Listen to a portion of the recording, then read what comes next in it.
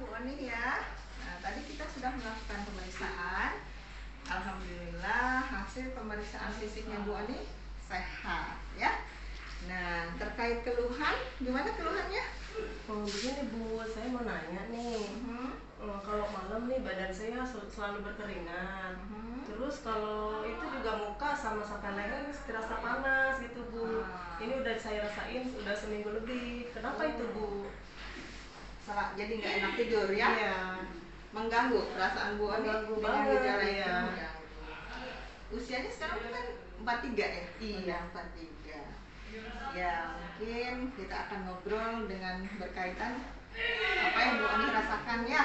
Nah jadi gini, setiap perempuan akan mengalami masa, ada masa kesuburan dan masa tidak subur. Nah Bu Oni ini sepertinya sedang dalam proses peralihan ke masa tidak subur. Jadi gejala-gejala itu biasanya ada Bu, tapi nggak usah cemas. Nanti kita ngobrol bagaimana cara kita mengatasinya. Nah masa tidak subur itu ada beberapa masa dibagi. Ada pramenopause namanya, masa peralihan itu tidak subur. Ada masa menopausnya, itu masa tidak suburnya, dan postmenopause, masa setelah tidak subur. Jadi kalau melihat gejalanya, melihat umurnya Bu Oni ini, Bu Oni dalam masa peralihan ke masa tidak subur. Bu Oni pernah tahu atau mendengar apa itu premenopause?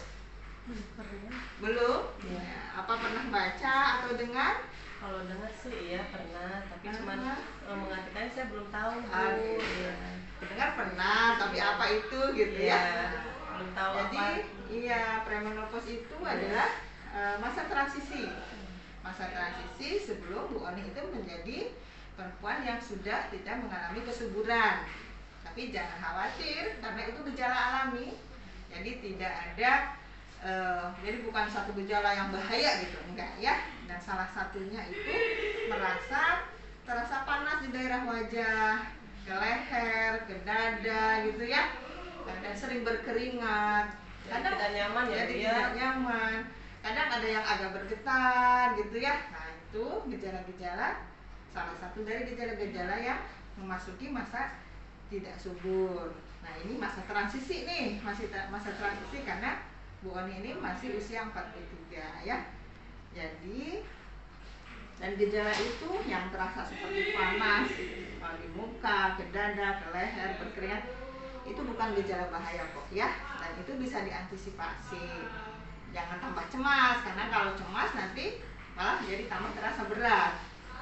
Dan ada trik nih ya, masukan bagaimana untuk mengurangi gejala itu. Bu Oni tertarik nggak untuk mengetahuinya? Boleh Bu, saya tertarik banget. Iya. Jadi kita ngobrol ya. Jadi salah satunya mudah dan praktis. Karena itu ada di sekitar kita dan biasanya juga kita dapatkan gampang. Yaitu salah satunya dengan mengkonsumsi makan makanan yang mengandung kacang-kacangan, terutama kacang kedelai. Kenapa dianjurkan kacang kedelai? Karena kedelai mengandung isoflavon namanya, gitu ya. Nah itu untuk mengurangi gejala hot flushes itu. Jadi nanti Bu Oni bisa mengkonsumsi susu cair, susu kedelai, bisa dibikin sendiri. Nah susu kedelainya itu kurang lebih 30 gram, nggak usah banyak-banyak ya. 30 gram itu berarti berapa ya? Kalau setengah ons aja kan 50 gram ya. Nah itu kurang dari setengah ons. Bisa dibikin susu kedelai menjadi 1/4 gelas. Nah hangat-hangat diminum tuh sama Bu Oni itu. Nah itu terus Bu Oni minum setiap hari gitu ya. Nah kemudian diminumnya itu selama 3 minggu berturut-turut. Insya Allah nanti gejala itu akan berkurang. Satu itu bisa susu kedelai. Yang mengandung isoflavon lagi adalah tempe, tahu, pokoknya makan-makanan yang mengandung kacang kedelai itu. Tahunya bisa dikukus untuk mengurangi minyak-minyak ya. Nah itu baik sekali untuk mengurangi gejala-gejala hot flushes itu. Insya Allah mudah-mudahan bisa membantu gitu ya. Jadi dan tempe itu jadi kita kan suka potong-potong sedang tuh dari pasar ya ada ya. Nah tahu tempe. Nah kalau tempe itu 2 potong sedang aja, 2 potong yang ya yang biasa kita pakai ya. Nah itu dikukus boleh. Nah kemudian kalau tahu 1 potong setengah gitu. Itu udah cukup dalam sehari. Nah nanti ibu konsumsi, mudah-mudahan bisa mengurangi hot process itu. Ada lagi untuk mengurangi itu ibu harus rajin sering olahraga. Alhamdulillah suka ikut-ikutan di kampung. Ikut-ikutan iya bagusnya. Ya paling enggak adalah waktu kita sisihkan untuk olahraga. Dan olahraganya jangan olahraga yang aerobik kayak gitu, udah gak akan kuat kita. Tapi olahraga untuk usia-usia yang sudah memasuki usia lanjut. Gak apa-apa olahraga itu karena bisa dapat meningkatkan stamina ya. Jadi biar sehat jasmani rohani. Kemudian bisa melancarkan peredaran darah gitu kan. Kalau dengan olahraga bisa lebih bugar ya. Nah mudah-mudahan masukan-masukan saya yang tadi bisa mengurangi berkeringatnya, mengurangi rasa panas di muka, di leher gitu ya.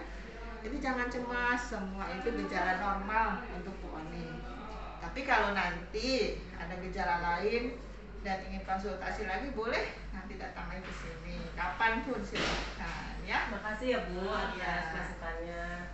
Apa yang saya terangkan udah paham? Insya Allah saya paham. Ya, ada yang mau ditanyakan? Udah cukup itu aja Bu. Oke. Mudah-mudahan bisa membantu.